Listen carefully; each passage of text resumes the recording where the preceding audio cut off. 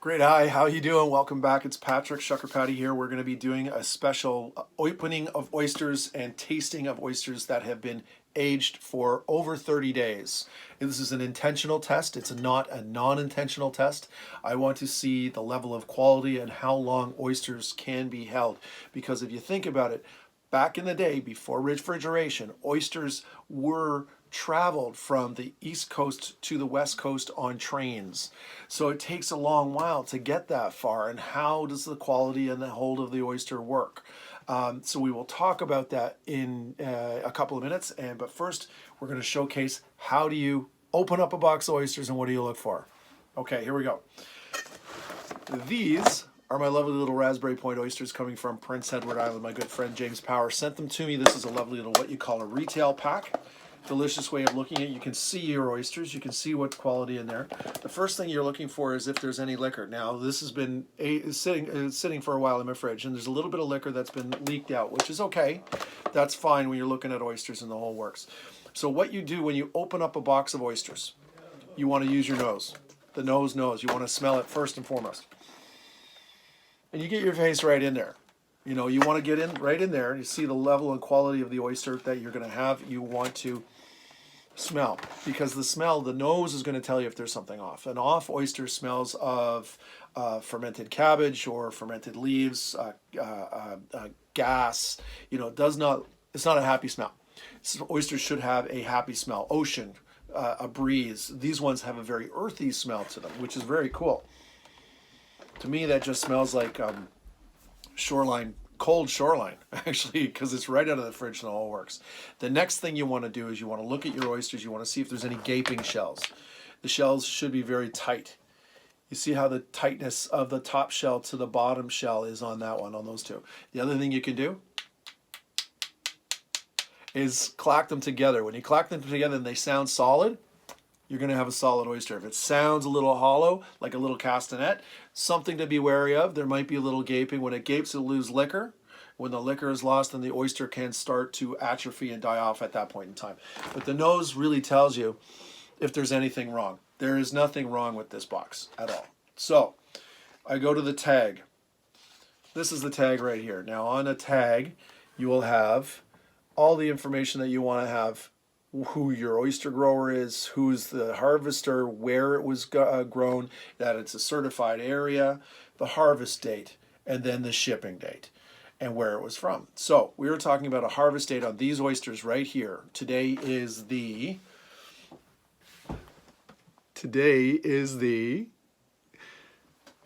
19th of January. These were harvested on the 14th of December and then processed on the 11th. 2 days of shipping. It arrived here on the 13th. I'm slow. I'm doing this as a test run anyways. So I didn't get around to setting all this up till just now.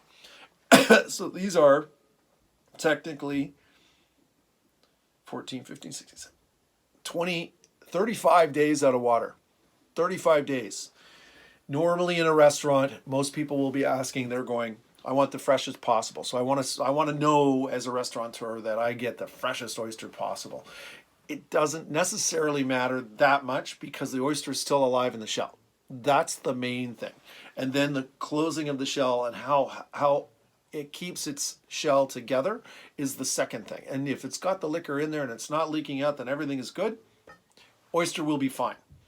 So 35 days out though, I would expect that there's going to be a subtle taste change. Perhaps we're going to see something. I want to know what's going on within the shell, and then to see if it's healthy and stuff. I will report back if everything else happens as well. So what we're going to do now is we're just going to open and taste.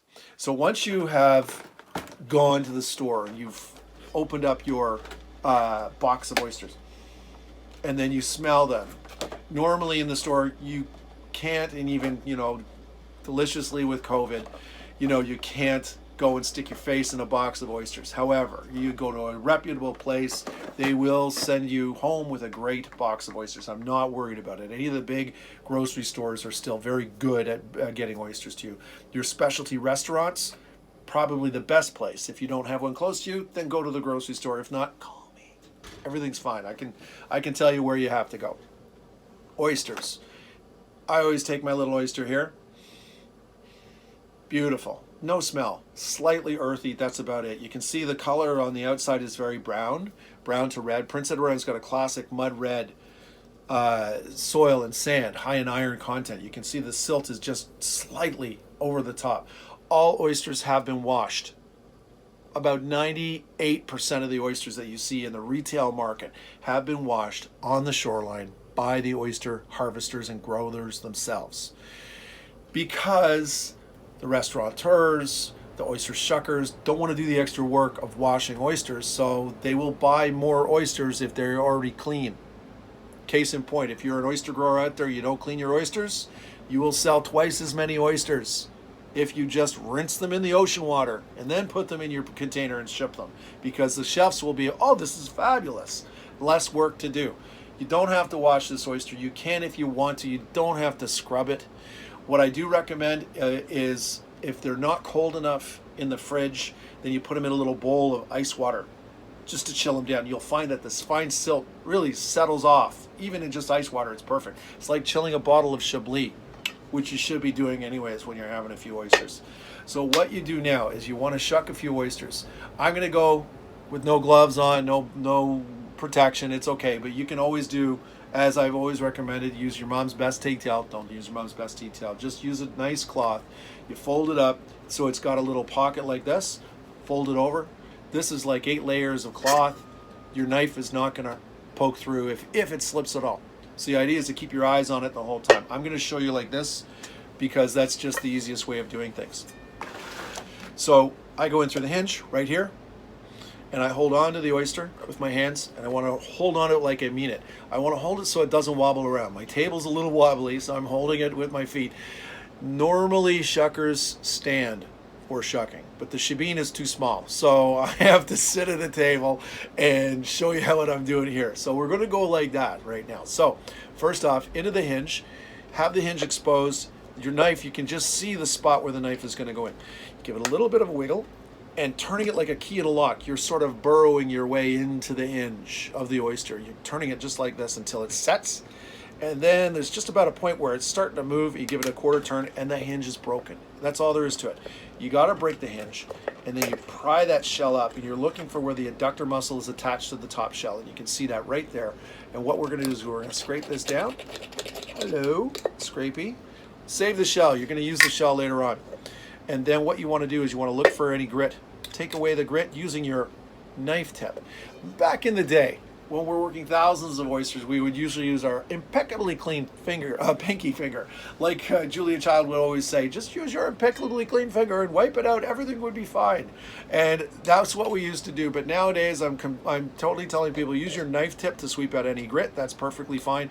This right here is the adductor muscle. You want to go just underneath that, like this. Expose that little black spot. That's called the insertion point. This is where the muscle inserts into the shell. Like inserting into bone, it's a little bit like anatomy. It still works the same way. That oyster is perfectly shucked, and away you go. Now you want to smell. You want to smell things. When you're shucking oysters at a restaurant, do not smell the oyster directly, because you're going to put your schnoz in the oyster. Nowadays, nobody wants to do that. Top shell will smell exactly the same as this. Delicious. There's no off scents. You're looking for the off smells in case the oyster has got what's called winter kill, or it's got any odd smells to it that won't be palatable. Generally, they won't be harmful to anybody, but it just won't be palatable. So what I like to do now is, at home, you can do this. Beautiful. Smells perfectly fine. I find the nose on this one, again, this is a 35-day-old oyster. It's been out of the water for 35 days, which is stupendously rare in any retail aspect. It's got a lovely sort of an earthy, salty, sweet nose to it, but very clean. It's just slight. The meat quality looks fabulous. It's very firm, and it's got a mottled beige and a light dark eyelash, we call it, on the outset. You can sort of see right there, whoop, as it peeks over. The outer cilla is what we end up calling sometimes the eyelash, or the outer frill of the oyster has got this lovely little darker color to it, but it's even across the board. There's no In winter kill, you see something that's called bruising. I'll go through winter kill eventually one time. But right now we're looking at how this 35-day oyster is going to taste. Let's slide this in. Slide it in, chew it up, and breathe in. So you slide the oyster in, chew it up, 2-bite chew, and breathe in through the mouth, like a sommelier is telling you to enjoy your wine. And you do this because you can truly taste the flavor of the oyster at that point in time.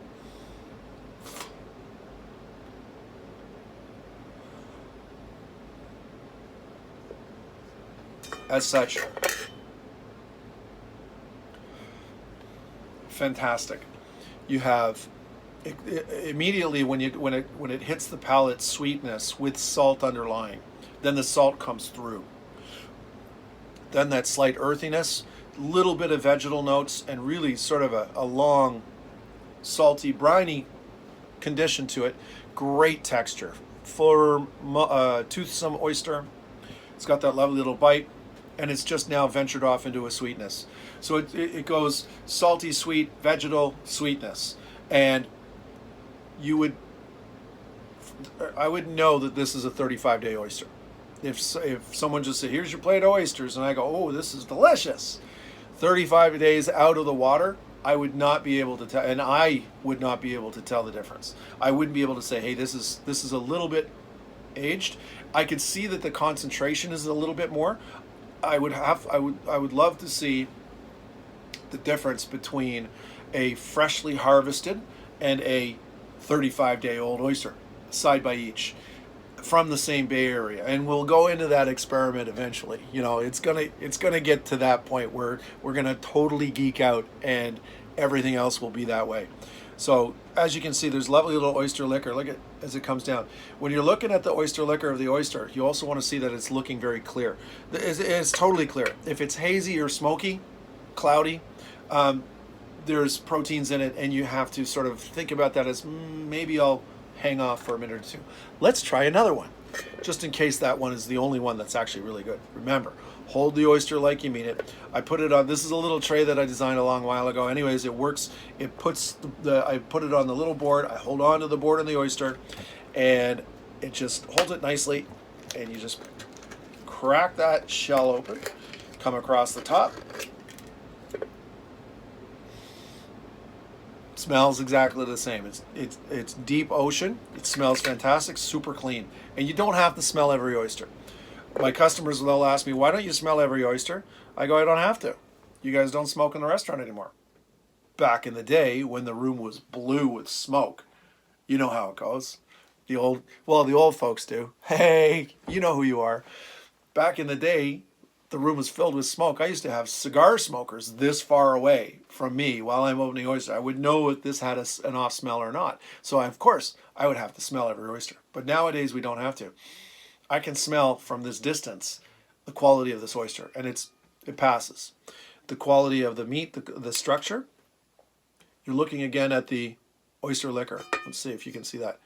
The oyster liquor, when you're looking at it, is very, very clear, which is delicious. You want that. You want to keep as much oyster liquor in there as you want. This is why I shuck on the table. So it, cup side down, holds all the liquor there as much as possible. You will lose some eventually. Save that, because you can save it and you can use it in your chowder, because it's, what is it? Salt water. It's already got a salty and ocean salty flavor, so it's all natural. So if you need to put some salt into a chowder or a soup or a sauce or anything like that, if you're going to do it with a fish or anything, why not use some oyster liquor? So this little tray kind of works nice because it saves everything everywhere elsewhere as well. You can take it, freeze it, and then use it later. So save all your oyster liquor. Don't discard it. Don't get rid of it. I leave as much in the oyster as possible. When you look at this oyster here, I'm going to just tilt this out. We're going to lose some liquor. You can see the ruffling right here. See that ruffling? Fantastic. That means that the oyster is still alive. And as I've severed the top off, it is just, this is as much movement. Oysters don't move, but you will see movement when it ruffles like this. A freshly shucked oyster will get and ruffle like this, which is a brilliant thing. This is what I'm looking for in a fresh oyster right out of the ocean. 35 days old, technically speaking. Then you take this, sever underneath, and that's all you want to do. You want a perfectly shucked oyster. You want something that looks relatively just like this, okay? And I did sever that. You can see the adductor muscle right there, fully severed. But look, it's not going anywhere. Is that magic? It's oyster magic. It's shucker magic, really. There is a little bit of a vacuum back here. As Chopper Young would say, U.S. national champion, I don't know, 300 times, world champion as well, oyster shucker, just like myself. Chopper Young would say, oh, it's set in the pocket. Set in the pocket. So you leave it in the pocket of the back shell, and that's perfect, because watch this. It'll just come out, and it'll just want to slip right out afterwards. So I'm going to keep that. Whoop, gone. I can eat that one. Don't worry about it because it's in the shell, in the tray as well. But perfectly shucked, that's the way you want to do it. Let's see how this one tastes.